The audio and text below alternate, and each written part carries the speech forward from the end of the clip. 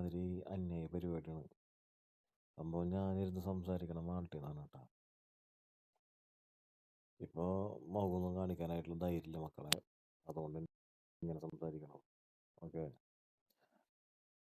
എന്താ സംഭവം എന്ന് വെച്ചിട്ടുണ്ടെങ്കിൽ കുറേ ആൾക്കാർ പെട്ടിയും കടക്കി എടുത്തിട്ട് യൂറോപ്പിലും മറ്റുള്ള രാജ്യങ്ങളിലൊക്കെ പോകുന്നുണ്ട്. ഇന്ത്യക്കാർ പ്രത്യേകിച്ച് ഇപ്പം ഞാൻ മലയാളികളാണ് റെപ്രസെൻറ്റ് ചെയ്തിട്ട് ഞാൻ പറയണേ. കാരണം എനിക്ക് ആകെ അറിയാവുന്ന മര്യാദയ്ക്ക് ഒരു ഭാഷ മലയാളമാണ്.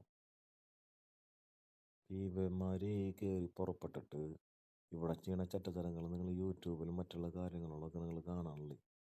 ഇപ്പോഴത്തെ പറയുന്നുണ്ട് യൂറോപ്യൻ യൂണിയൻ ഏകദേശം ഈ എമിഗ്രേഷനൊക്കെ ചവിട്ടിയത് പുറത്താക്കാനുള്ള പേപ്പറൊക്കെ തയ്യാറാക്കി റെഡിയാക്കി എന്നൊക്കെ അപ്രൂവ് ചെയ്തെന്നൊക്കെ പറയുന്നുണ്ട്. അതുകൂടി ആയി കഴിഞ്ഞ് കഴിഞ്ഞാൽ അടിപൊളിയാവും. ഞാൻ ഈ നാട്ടിൽ ഏകദേശം 3 വർഷമായി. ഇവിടെ നടക്കുന്നൊരു കാര്യമൊക്കെ വെച്ച് നോക്കുമ്പോൾ ഞാൻ ജനിച്ചു വളർന്ന് എൻ്റെ തലയിൽ ഓട്ടോമാറ്റിക്കായിട്ടുണ്ടായതൊന്നല്ല കേട്ടോ. നമ്മൾ വന്ന് കണ്ട് പഠിച്ച് നമ്മളെ നോക്കുന്ന രീതി, നമ്മളൊക്കെ ഇവരുടെ മുമ്പിൽ വെറും ഒരു അഗ്ലി ക്രീച്ചേഴ്സാണ്. മനസ്സിലാവുന്നുണ്ടോ? സംഭവം നമ്മളൊക്കെ മനുഷ്യന്മാരാണ്. ഏത് ലോകത്തുള്ള ആൾക്കാരും നമ്മളെപ്പോലെ അല്ലെങ്കിൽ എന്നെപ്പോലെ ഒക്കെ മനുഷ്യന്മാരാണ്. പക്ഷെ ഇവരെ നമ്മൾ കാണുന്ന രീതി നിങ്ങൾ എപ്പോഴെങ്കിലും ശ്രദ്ധിച്ചിട്ടുണ്ടോ? നമ്മൾ നോക്കുമ്പോൾ തന്നെ ഉണ്ടല്ലോ ഒരുമാതിരി വൃത്തികെട്ട ഒരു ഇതിലേക്ക് നോക്കണ പോലെയാണ് അവർ. അതെന്തുകൊണ്ടാണെന്നുള്ളത് നമ്മൾ കാരണം തന്നെയാണെന്നുള്ളത് നമ്മൾ മനസ്സിലാക്കുക.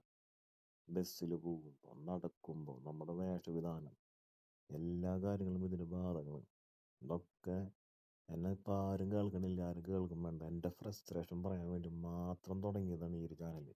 Error handler. എനിക്ക് കാണുന്ന കാര്യങ്ങൾ എനിക്ക് ആരോടെങ്കിലും പറയണം. ഇതാണ് എൻ്റെ ഒരു മോട്ടിവേഷൻ, അല്ലാണ്ട് വേറെ ഒന്നുമില്ല. ആര് നന്നാവില്ല. പക്ഷേ ഈ ഒരു വീഡിയോ ഇടുന്ന എനിക്ക് എൻ്റെ ചങ്കിൽ തൊട്ട് എനിക്ക് പറയാനായിട്ട് പറ്റും. ഞാൻ ജീവിക്കുന്ന ഈ രാജ്യത്ത് ഒരു വ്യക്തിക്ക് പോലും മാനസികമായിട്ടുള്ള ഒരു ബുദ്ധിമുട്ട് ഞാൻ ഉണ്ടാക്കുന്നില്ല. അത് എൻ്റെ പെരുമാറ്റത്തിലോ എൻ്റെ നോട്ടത്തിലോ ഒന്നിലും. ഞാൻ വർക്ക് ചെയ്യുന്നതും ഈ രാജ്യത്തുള്ള ആൾക്കാർ വർക്ക് ചെയ്യുന്ന അല്ലെങ്കിൽ അവർ നടത്തുന്ന ഒരു സ്ഥാപനത്തിൽ തന്നെയാണ്. ആസ് എൻ ഇന്ത്യൻ, ഒരു ടിപ്പിക്കൽ ഇന്ത്യൻ എന്നുള്ള രീതിയിൽ ഞാൻ വർക്ക് ചെയ്യണം. അവിടെയാണെങ്കിൽ കൂടെ പ്രത്യേകിച്ച് ഒരാണ് അവൻ്റെ ഓപ്പോസിറ്റ് സെക്സിനെ കാണുമ്പോൾ തോന്നുന്ന എല്ലാ വിചാരങ്ങളുമുള്ള ഒരു യാതൊരുവിധ കുറവുകളില്ലാത്തൊരു മനുഷ്യൻ തന്നെ ഞാനും. കുറവുകൾ ഇൻ ദ സെൻസ് ഫിസിക്കലി ഡിസേബിലിറ്റികളുള്ള ഒരാളല്ല ഞാൻ. മനസ്സിലാവുന്നുണ്ടോ? എനിക്ക് എല്ലാവിധ കാര്യങ്ങളും കറക്റ്റാണ്. ബട്ട് എൻ്റെ നോട്ടത്തിലും എൻ്റെ പെരുമാറ്റത്തിലും എൻ്റെ സംസാരത്തിലും എൻ്റെ മുമ്പിൽ നിൽക്കുന്നൊരു വ്യക്തി, എസ്പെഷ്യലി അതൊരു ആണായിക്കോട്ടെ പെണ്ണായിക്കോട്ടെ, അവർക്കൊരു ബുദ്ധിമുട്ടില്ലാണ്ട് ജീവിച്ചു പോകുന്ന ഒരാളാണ് ഞാനെന്നുള്ളൊരു പൂർണ്ണ ബോധ്യം എനിക്കുണ്ട്. അതുകൊണ്ട് തന്നെയാണ് ഞാൻ ഈ സാധനം ഇവിടുന്ന് വെട്ടി തുറന്ന് പറയുന്നത്. ഇവിടെ കുറേ നാറികൾ കയറി വന്നിട്ടുണ്ട്. മലയാളികൾ എല്ലാവരും ഇവൻ പണ്ടാരുണ്ടെന്ന് പറഞ്ഞിട്ട് കയറി വരണം. ഈ നായിൻ്റെ മക്കൾക്കുണ്ടല്ലോ ഇങ്ങനെ തന്നെ പറയും.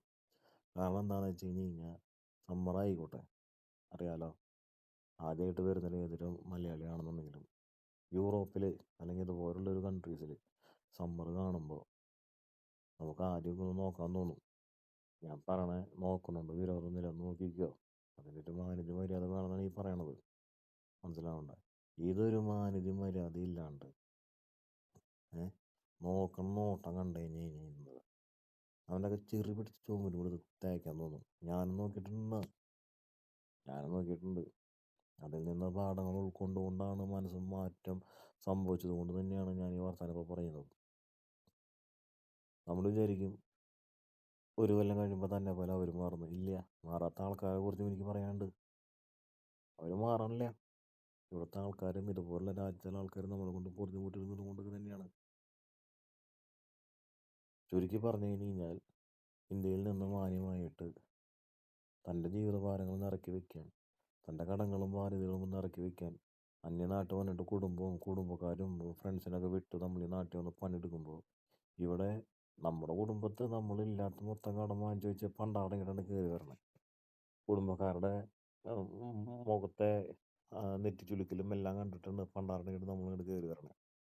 അത് കഴിഞ്ഞ് ഇവിടെ കയറി വരുമ്പോൾ നമ്മുടെ നാട്ടിൽ നിന്ന് കയറി വരുന്ന കുറേ നാടുകൾ കാരണം ഇവിടുന്ന് ആൾക്കാർ നമ്മൾ നോക്കി നെറ്റിച്ചുലുക്കുന്ന ഒരു പരിപാടി കാണുമ്പോൾ പിന്നെ അതിലെക്കാട്ടിലും വലിയ ടെൻഷനാവും.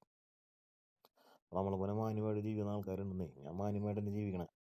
ഞാനിപ്പോൾ സംസാരിക്കുന്ന ഭാഷ നിങ്ങൾ നോക്കണ്ട, പക്ഷേ ഞാൻ ജീവിക്കുന്ന രീതിയിൽ ഞാൻ രാത്രിയിലും പകലും ഞാൻ ഏറ്റവും മാന്യമായിട്ടാണ് ജീവിക്കണേ. എനിക്കത് പൂർണ്ണ ബോധ്യമുണ്ട്. എൻ്റെ ജോലിക്ക് പോയി എൻ്റെ ജോലിയും എൻ്റെ കാര്യങ്ങളും ഞാൻ ഭംഗിയായിട്ട് തീർത്ത് എൻ്റെ സമയം കഴിഞ്ഞ് ഞാൻ പാർട്ട് ടൈമിനും പോയി ഒരു നിമിഷം വെറുതെ കളയാണ്ട് ഒരു ഉറക്കത്തിന് വേണ്ടി മാത്രം എൻ്റെ റൂമിലേക്ക് കയറി വരുന്ന ഒരാളാണ് ഞാൻ. ഇൻ ബിറ്റ്വീൻ ഇതിൽ കാണുന്ന പല കാര്യങ്ങളാണ്. ബസ്സിൽ പോകുമ്പോൾ ഏതാണ്ട് അവൻ്റെ നാട്ടിലത്തെ KSRTCയിൽ പോണ ഫോണും വിളിച്ച് അപ്പനോടും അമ്മനോടും കൂട്ടാൻ വെച്ചതിനും പരിപ്പ് കറി വെച്ചതിനും വിളിച്ചതിനും കഥ പറഞ്ഞ് ഇതൊക്കെ മറ്റൊരാൾ കേൾപ്പിക്കേണ്ട കാര്യം തിരിക്കണം. ഇവിടുത്തെ ആൾക്കാർക്ക് ഇതൊന്നും മനസ്സിലാവില്ലായിരിക്കും നമ്മുടെ ഭാഷ. പക്ഷേ ഇവിടുത്തെ ആൾക്കാർ മൊബൈലും നോക്കി ഇയർഫോണും വെച്ച് തോണ്ടിയിരിക്കുന്നല്ലാണ്ട് വോളിയം ബഹളമൊന്നുമില്ല. ഇനി അവർ വോളിയം ബഹളം ഇട്ടാൽ കൂടെ ഞാൻ പറയണേ അത് അവരുടെ രാജ്യമാണ്. അവർ ഓൾറെഡി ബഹളം ചെയ്ത് എന്തും ചെയ്തോട്ടെ. അത് വിചാരിച്ചിട്ട് നിനക്ക് ഇവിടെ ഇമാതിരി കാട്ടാൻ കാണിക്കാൻ പറ്റില്ല. നീ വന്ന് കയറി വലിഞ്ഞ് കയറി വന്നത് തന്നെയാണ്. അപ്പോഴത്തെ ആൾക്കാർ പറയും അങ്ങനെയാണെങ്കിൽ പിന്നെ എന്തിനാ ഒരു പൈസ കൊടുക്കണേ, അങ്ങനെയാണെങ്കിൽ എന്തിനാ നമ്മൾ കയറ്റി കൊണ്ടുവരണേ. അത് വിചാരിച്ച് അവർ നമ്മളിവിടെ കൊണ്ടുവന്നു, അല്ലെങ്കിൽ അവർ നമുക്ക് അപ്രൂവലൊക്കെ തന്ന് നമ്മളിവിടെ എത്തി. ശരി, സമ്മതിച്ചു, ഓരോ രാജ്യത്തും അതിൻ്റെതായ കുറവുകളുണ്ട്. അത് നികത്താനാണ് ഇമിഗ്രേഷൻ എന്ന് പറഞ്ഞിട്ട് ഇമിഗ്രൻസിനെ അവർ കൊണ്ടുവരുന്നത്. ആ ഇമിഗ്രൻസിനെ കൊണ്ടുവന്നിട്ട് അവർക്ക് വേണ്ട കാര്യങ്ങളെല്ലാം അവർ ചെയ്തു കൊടുക്കുമ്പോൾ നമ്മൾ അവർക്കിട്ട് പണിയല്ല വേണ്ടേ. നമ്മൾ അവരുടെ രാജ്യത്തിനും അവരുടെ കൾച്ചറിനെയും നമ്മൾ മാനിച്ച് ബഹുമാനിച്ച് നമ്മൾ അവരുടെ കൂടെ നിൽക്കാൻ പറ്റിയില്ലെങ്കിലും ഒപ്പം നിൽക്കാൻ പറ്റിയില്ലെങ്കിലും ബുദ്ധിമുട്ടില്ലാണ്ട് നിൽക്കാനായിട്ട് നോക്കേണ്ട കടമ നമുക്കുണ്ട്. ഇതൊന്നും ചെയ്യാണ്ട് നമ്മളെ എന്തോരം വീഡിയോകളും കാണുന്നത്, എന്നിട്ടും പഠിക്കുന്നുണ്ടോ എന്നുള്ളതാണ്. എന്നിട്ടും പഠിക്കുന്നുണ്ടോ? ഒരാൾ പോലും പഠിക്കുന്നില്ല. തെണ്ടിത്തരങ്ങൾ കാണിച്ചുകൊണ്ടിരിക്കണേ.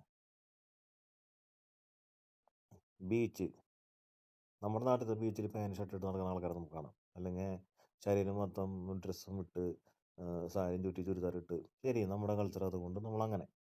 ഇവിടുത്തെ ഒരു കൾച്ചർ അങ്ങനെയല്ല. യൂറോപ്പിലത്തെ കൾച്ചർ അങ്ങനെയല്ല. ഇതുപോലുള്ള വെസ്റ്റേൺ കൺട്രികളുടെ കൾച്ചർ അങ്ങനെയല്ല.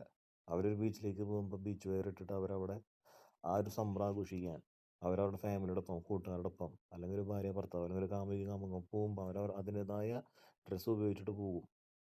ആ ബീച്ചിൽ പാൻറ്റും ഷർട്ടും ഇട്ടിട്ട് അല്ലെങ്കിൽ അങ്ങനെ നടക്കുന്ന 10 പേരെ കാണണമെങ്കിൽ ഫോർ ഷുവർ അത് നമ്മളെ ആൾക്കാരായിരിക്കും. അല്ലെങ്കിൽ ഇന്ത്യ, നേപ്പാൾ, പാകിസ്ഥാൻ, ബംഗ്ലാദേശ് ഇതുപോലുള്ള രാജ്യത്തുള്ള ആൾക്കാരായിരിക്കാം. അതെന്തിനാണ്? സീൻ പിടിക്കാൻ. അപ്പം നിങ്ങൾ ചോദിക്കും, നീ സീൻ പിടിക്കാറില്ലേ? പിടിച്ചായിരുന്നേ. അറിവുകൾ വരുമ്പോൾ നമ്മൾ മാറണമെന്നേ. ബോധോദയങ്ങൾ വരുമ്പോൾ മാറണം. അതങ്ങനെയല്ല എന്ന് തോന്നി തുടങ്ങുമ്പോൾ മാറിയിട്ടുണ്ടെന്നേ.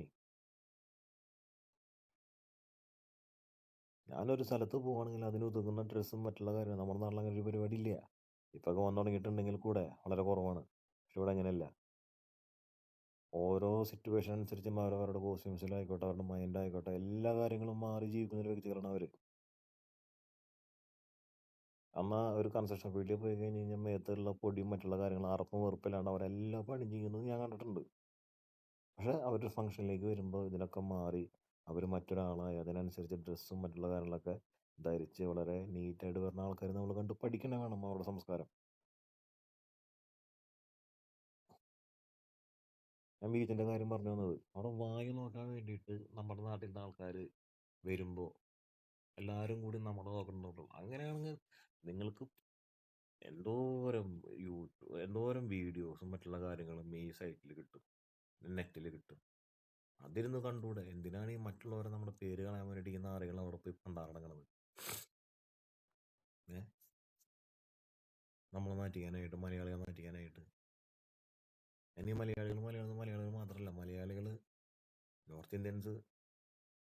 എനിക്ക് ഹിന്ദി നേരെ അറിയില്ല, അങ്ങനെ ഹിന്ദിയിൽ ഞാൻ സംസാരിച്ചേനെ. നേപ്പാളികൾ ഈ നാറികൾ മൊത്തം കാണിക്കുന്ന തെമ്മാടിത്തരങ്ങൾക്കുണ്ടല്ലോ. ഞാനിവിടുത്തെ ആൾക്കാരോട് ഞാൻ ഇടക്കിടക്ക് ഞാൻ പറയും, നിങ്ങൾക്കൊരു തോക്കും അത് ഉപയോഗിക്കാനുള്ള ലൈസൻസ് ഉണ്ടെങ്കിൽ ഇങ്ങനെയുള്ള കാണിക്കുന്ന ആൾക്കാർ അത് എൻ്റെ ആൾക്കാരെ കുറിച്ചാണ് ഞാൻ പറയുന്നത്. വെടി വെച്ച് പോലെയാണ് ഞാൻ പറയുള്ളൂ. തുടങ്ങിയിട്ടുണ്ടല്ലോ ഓരോ പോലെയൊക്കെ കിട്ടണില്ലേ അണ്ണാക്കിൽ പണി. വന്നു കഴിഞ്ഞ് കഴിഞ്ഞാൽ മാന്യമായിട്ട് പണിയെടുക്കുക, കാശുണ്ടാക്കുക, നിൽക്കണമെങ്കിൽ നിന്നോ, ആരും കുറ്റം പറയുന്നില്ല. നമ്മൾ നല്ല രീതിയിൽ നിന്നാൽ നമ്മളെ ഇഷ്ടപ്പെടുന്നവർ എന്ന് പറയുന്ന ആൾക്കാരില്ലേ, അപ്പോൾ അവർ നേരെ ഇഷ്ടപ്പെടുന്നുണ്ടോയെന്ന് എനിക്കറിയില്ല. മനസ്സിൽ അവരവരുടേതായ രീതിയിൽ ചിന്തിക്കുന്നുണ്ടാവും. ബട്ട് നമ്മളോട് പെരുമാറുന്നത് എനിക്കുള്ള എൻ്റെ ഒരു ഇത് വെച്ചിട്ട് നോക്കുകയാണെന്നുണ്ടെങ്കിൽ എൻ്റെ മാനേജറും മറ്റുള്ള ആൾക്കാരൊക്കെ എന്നോട് നല്ല രീതിയിലാണ് പെരുമാറണേ. ഞാൻ അവരോടും അങ്ങനെ തന്നെയാണ് പെരുമാറണേ. എൻ്റെ ജോലിക്ക് ഞാൻ എൻ്റെ കസേരയിൽ വന്നിരുന്ന എൻ്റെ കാര്യമില്ലാണ്ട് ഒരു ഒറ്റ കാര്യം അതിപ്പോൾ ഓഫീസ് പൊളിറ്റിക്കൽസും മറ്റുള്ള കാര്യത്തിലും ഞാൻ നിലടാൻ പോകാറില്ല, അഭിപ്രായങ്ങൾ പറയാൻ പോകാറില്ല, കേൾക്കാൻ പോകാറില്ല, ഒന്നിനും നിൽക്കാറില്ല. ഞാൻ എൻ്റെ പണി കഴിഞ്ഞ് ഞാൻ 8 മണിക്കൂർ കഴിഞ്ഞ് ഞാൻ ഇങ്ങോട്ട് പോരും. എന്നാൽ അവരോട് എല്ലാവരും ഞാൻ വർത്തമാനം പറയും, അവരോട് എല്ലാം വർത്തമാനം പറയും.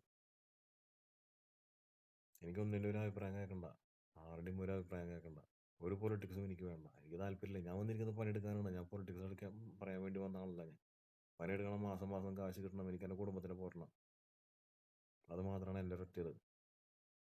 ഒരു സമയം കഴിയുമ്പോൾ ഇറങ്ങി പോകും വേണം ഈ രാജ്യത്തിൻ്റെ ഉള്ളിൽ നിന്ന്. ഇനി അതല്ല, നല്ല രാജ്യമാണ്, നമുക്ക് ഇഷ്ടപ്പെടും. ഏതൊരു മലയാളിക്കും ഒരു യൂറോപ്പിലൊക്കെ വന്നു കഴിഞ്ഞാൽ നമ്മളവിടെ സുഖം പിടിച്ച് പോകും. അതിൻ്റേതായൊരു ഭംഗിയും അതിൻ്റേതായ ഒരു രീതിയും മറ്റുള്ള കാരണങ്ങളാണ് നമ്മൾ നിന്ന് പോകും. നമ്മൾ ടാക്സ് അടയ്ക്കുമ്പോൾ നമുക്ക് ആ ടാക്സും അതിൻ്റെതായ ഉപകാരങ്ങൾ നമുക്ക് കിട്ടുമ്പോൾ നിന്ന് പോകും. എന്നാലും നമ്മുടെ നാടിൻ്റെതായ ഒരുപാട് ഗുണങ്ങളൊന്നും വീണ്ടും ഞാൻ കണ്ടിട്ടില്ല. മെഡിക്കൽ ഫീൽഡ്, മറ്റുള്ള കാര്യങ്ങൾ നമ്മുടെ നാടിനെ വെല്ലാനായിട്ട് ഒരാളുമില്ല. ഇവിടുത്തെ രാജ്യക്കാരും ഇവിടെ നേഴ്സായിട്ട് പോകണമെന്നുണ്ടെങ്കിലും ഇവിടുത്തെ ആൾക്കാർക്ക് നമ്മുടെ നേഴ്സും ചേച്ചിമാരെയും അതുപോലെ ചേട്ടന്മാരാണ് ഇഷ്ടം. കാരണം നമ്മൾ ഈ പ്രായമായ ആൾക്കാരോട് നമ്മൾ കാണിക്കുന്ന ഒരു വരുമാനം, ഒരു ബഹുമാനം, മറ്റുള്ള കാര്യങ്ങളൊക്കെ ഉണ്ട്. അതൊന്നും ഇവിടുത്തെ ആൾക്കാരൊന്നും കിട്ടില്ല. പ്രത്യേകിച്ച് ന്യൂ ജനറേഷൻ തിരിഞ്ഞു പോലും നോക്കില്ല, പട്ടിയുടെ വില വയ്ക്കില്ല. അപ്പം നമ്മളങ്ങനെയല്ല. നമ്മൾ പ്രായമായ ആൾക്കാരെ നമ്മൾ നോക്കുന്നതും കാണുന്നതും അവരെ നമ്മൾ ട്രീറ്റ് ചെയ്യുന്നതും അതൊക്കെ നമ്മുടെ അപ്പനമ്മമാരെ നമ്മൾ പഠിപ്പിച്ച നമ്മുടെ സംസ്കാരം തന്നെയാണ്. അതൊക്കെ അത് നമ്മുടെ നമുക്ക് ഇൻബോൺ നമുക്ക് കിട്ടുന്നുണ്ട്. അതൊക്കെ മനസ്സിലാവണ്ട. വളരെ ചുരുക്കം ആൾക്കാര് ഇവിടുത്തെ രീതികൾ കോപ്പി ചെയ്യാനായിട്ട് നോക്കുന്നുണ്ട്. കാക്ക കുളിച്ച കൊക്കൊന്നാവില്ല കേട്ടാ. മലയാളികൾ എങ്ങനെ തന്നെ കുളിച്ചാലും ഒരിക്കലും മലയാളിയല്ല ആവില്ല. അവരുടെ സ്വഭാവം അവിടെ എവിടെയൊക്കെ കാണിക്കാവൻ ഉറപ്പുള്ളത്, അതിലൊരു മാറ്റില്ല. എൻ്റെ ഇപ്പോഴും അങ്ങനെ തന്നെ ഞാൻ പറയുള്ളൂ. നമ്മൾ ആവാതിരിക്കട്ടെ എന്ന് ഞാൻ പ്രാർത്ഥിക്കുന്നുണ്ട്. ഇപ്പോൾ ഓരോ സ്ഥലത്തും നമ്മൾ ഇറക്കി വിട്ടു തുടങ്ങി. ആർക്കും നമ്മളെ വേണ്ട. ഇവിടെ ഇപ്പോൾ ഈ അടുത്ത് ഇലക്ഷൻ കഴിഞ്ഞുള്ളൂ. ആ ഇലക്ഷൻ കഴിഞ്ഞ ടൈമിൽ ഇവിടെ നമ്മളൊക്കെ പ്രാർത്ഥിക്കുകയായിരുന്നു. കാരണം 2 പാർട്ടികളുണ്ട്, labour party, national party. National party കയറി കഴിഞ്ഞാൽ അവിടെ ആദ്യത്തെ അജണ്ട എന്ന് പറയുന്നത് നമ്മളെങ്ങനെ വന്ന് നാട് കടത്താമെന്നുള്ളതാണ് അവർ ആദ്യത്തെ അജണ്ട. പ്രത്യേകിച്ച് ഇന്ത്യൻസ് അവർ പറയുന്നുണ്ട്, പ്രത്യേകിച്ച് ഇന്ത്യൻസ്, നേപ്പാളീസ്, ബംഗ്ലാദേശിക്ക് വിസ കൊടുക്കണില്ല. ബംഗ്ലാദേശിന് വിസ കൊടുക്കാണ്ടായി. കാരണം എന്താ? അവരുടെ തെണ്ടിത്തരം കാരണം. ഇനി ഇന്ത്യയിലാണെന്നുണ്ടെങ്കിൽ പല സംസ്ഥാനങ്ങളിൽ നിന്നും വിസ കൊടുക്കാണ്ടായി. അതെന്തുകൊണ്ടാ? അതും ഈ പറഞ്ഞ പോലെ തന്നെയാണ്.